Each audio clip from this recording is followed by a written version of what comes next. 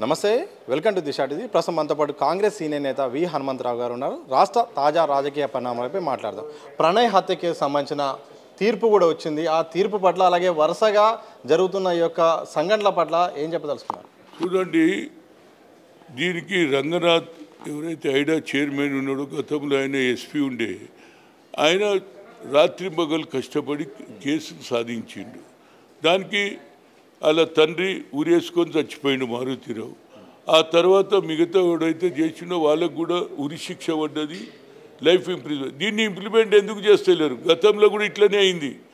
ఏది 20 ఫిబ్రవరి 5 2020లో ఒక incident court, Nalgonda court ఇచ్చింది. ఏది 3 అమ్మాయిలను రేప్ చేయడం, శ్రీనివాస్ రెడ్డి, దాన్ని ఛేదించిండ్రు. దానికి కూడా ఏది హ్యాంగింగ్ పడ్డది.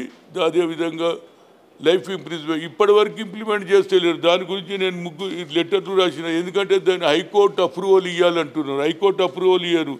నేను చీఫ్ జస్టిస్ ఎన్వి రమణ గారికి కూడా లెటర్ రాసిన. ఎప్పుడు 16/8/2021లో ఆయన చీఫ్ జస్టిస్. ఏం జరగలేదు. తర్వాత ఇక్కడ ఉన్నటువంటి చీఫ్ జస్టిస్ అలోక్ ఆదిత్యాజీ కూడా రాసిన. ఏం జరగకుంటే రేపటి నుంచి ఏ పోలీస్ ఆఫీసర్ పనిచేయడు. కష్టపడి ఛేదించి శిక్ష కోర్టు ఇచ్చినాక కూడా హైకోర్టు అప్రూవల్ చేయకపోతే న్యాయం జరగదు. దీని మీద ముఖ్యమంత్రి గారు ఆలోచన చేయాలి. ఇప్పటి కూడా కుల వ్యవస్థ నడుస్తుంది. భారతదేశ స్వాతంత్రం 76 ఏండ్లైనా ఆ పిల్లవాడు ప్రణయ్ ఎస్సీ అనే కోపం మీద అతన్ని చంపడం అనేది ఇది చాలా దుర్మార్గం. దీని మీద ఆలోచన చేయాలి. ఇలాంటి కేసులలో సీరియస్గా శిక్ష పడితే ఫర్దర్గా ఎవడు క్రైమ్ చేయడం అనేది నా ఉద్దేశం. ఇలా పరువు హత్యలు జరుగుతున్నాయి, విచారణ కూడా చాలా సంవత్సరాల పాటు జరుగుతున్నాయి. తీర్పు వచ్చిన తర్వాత మళ్ళీ పూర్తి స్థాయిలో అమలు కాకపోవడం, అదే అడుగుతున్నా నేను. బాబాసాహెబ్ అంబేద్కర్ రాజ్యాంగం రాసిండు. ఎన్ని రోజులని తిరుగుతారండి? కోర్టుల చుట్టూ తిరగాలి. ఈవెన్ జడ్జిమెంట్ వచ్చినాక కూడా దాన్ని మీరు అమలు చేయకపోతే న్యాయం ఎక్కడుందనేది నా ఉద్దేశం. అందుగురించే నేను చెప్తున్నా. హాజీపూర్లో నేను 8 సార్లు పోయినా.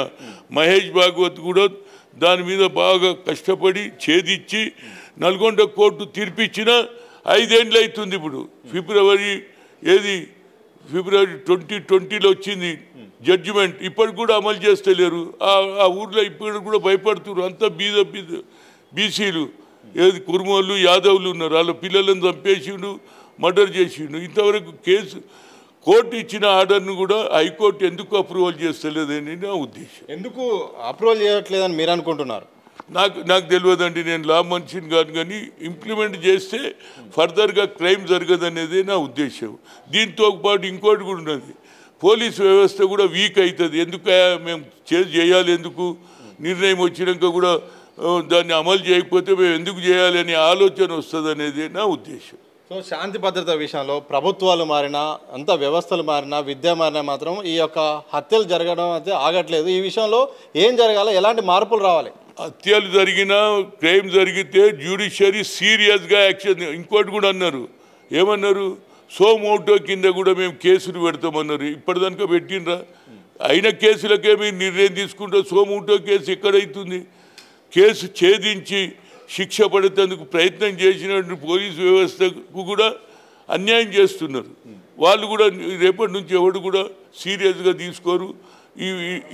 ఇలాంటివి జరగద్దు అంటే క్రైమ్ జరగంగానే ఇమీడియట్గా శిక్ష విధిస్తే ఫర్దర్గా ఇలాంటి ఆలోచన ఎవరికి రాదనేదే నా ఉద్దేశం. చివరిగా చెప్పండి, లేఖ రాశారు. ఒకవేళ లేఖ రాసిన రెస్పాండ్ కాకుండా ఇలాంటి ఘటనల విషయంలో మాత్రం కోర్టు ఇలాగే వ్యవహరిస్తే ఎలాంటి కార్యాచరణ తీసుకునే అవకాశం మీరు ఉంటుంది? చూడండి, దీని మీద నేనైతే I'm not a law student. దీనికి ముఖ్యమంత్రి గారు ఒక డిస్కషన్ పెట్టి కోర్టులు ఎందుకు డిలే చేస్తుంది అనే దాని మీద ఆయన ఆలోచన చేసి న్యాయం చేయమని కోరుతున్నాను. మొత్తంగా ఈ యొక్క పరువు హత్యల విషయంలో కానీ కొన్ని సంవత్సరాల పాటు పోలీసులు కష్టపడి విచారణ చేసినప్పుడు కూడా కోర్టులు కొన్ని తీర్పుల్ని అప్రూవల్ ఇచ్చే ప్రయత్నం చేయట్లేదు. ప్రధానంగా అయితే ప్రణయ్ హత్య విషయంలో కానీ హైకోర్టు అప్రూవల్ ఇబ్బందికరంగా ఉంది. ఇలాంటి పరిస్థితులు మారాలి. లేకపోతే మాత్రం పోలీసు వ్యవస్థ కూడా ఇబ్బంది పడే అవకాశం ఉంటుంది. తద్వారా విచారణలు సాగమనే ఒక దురుద్దేశం ఉండే అవకాశం ఉన్నది. కాబట్టి ఇలాంటి ఘటనలు జరిగినప్పుడు కూడా న్యాయపరంగా పూర్తి స్థాయిలో విచారణ జరగాలి. తీర్పులు అమలు కావాల్సిన అవసరం ఉందని కూడా కాంగ్రెస్ సీనియర్ నేత విహెచ్ గారు చెప్పిన సందర్భం చూడొచ్చు. గాంధీ భవన్ నుండి కెమెరా పర్సన్ వంశీతో సతీష్, దిశ టీవీ.